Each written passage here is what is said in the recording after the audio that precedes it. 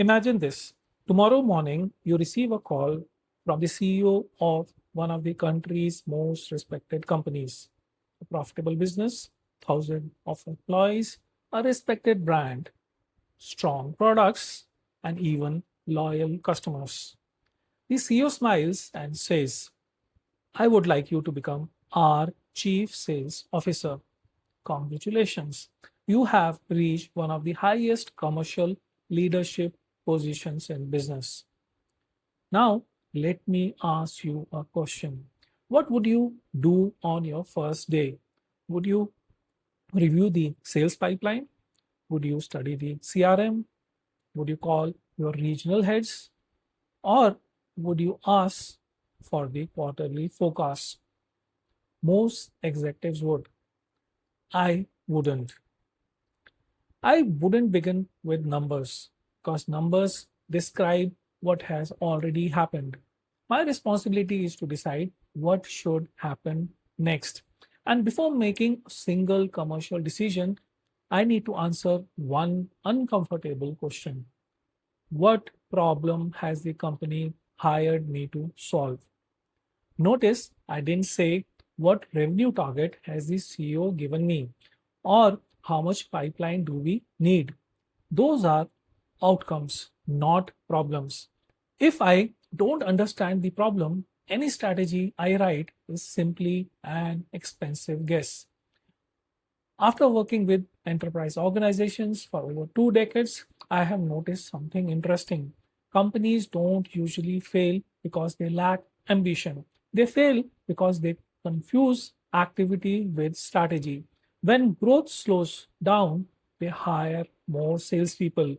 When conversion drops, they buy another CRM tool. When forecasts become unreliable, they introduce more reports.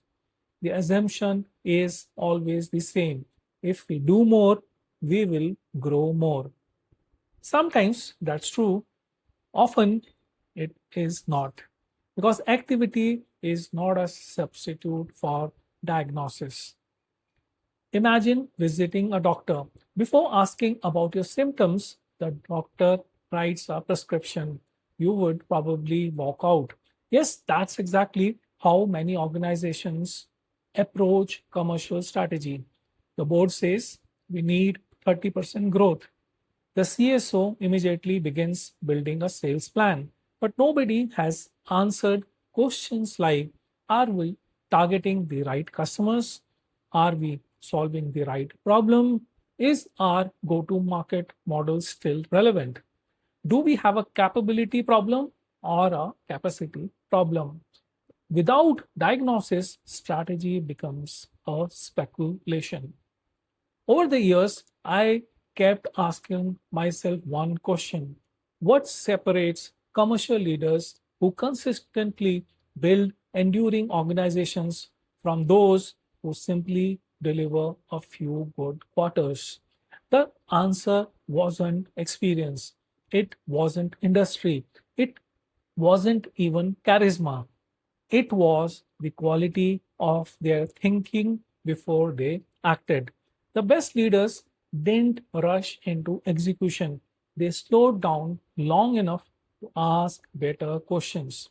Eventually, those questions become a framework, not 100 questions, not even 50, 20, 20 executive questions that shape every commercial strategy. I call it the CSO decision framework. Every commercial strategy should be built on five foundations. The pillar one of this is the business diagnosis. Before discussing sales, understand the business. Ask what business are we really building? That's the pillar one. The pillar two is customer strategy. You should ask growth begins with choosing the right customers. So, not all customers create equal value. The third pillar is the competitive edge. Winning is not about knowing your competitors, it's about understanding why customers choose you. The pillar number four is the commercial operating system. A brilliant strategy means nothing without a commercial engine that can execute consistently. The last pillar is pillar 5, leadership and capability. The ultimate responsibility of a CSO is not just delivering revenue, it's building an organization that continues to outperform after the leader has moved on. Notice the sequence. We don't begin with sales target. We begin with clarity, business, customer, competition, execution, and finally the leadership. Only then do we write a commercial strategy, because strategy is not the starting point, it is the outcome of good decisions. So, what happens next?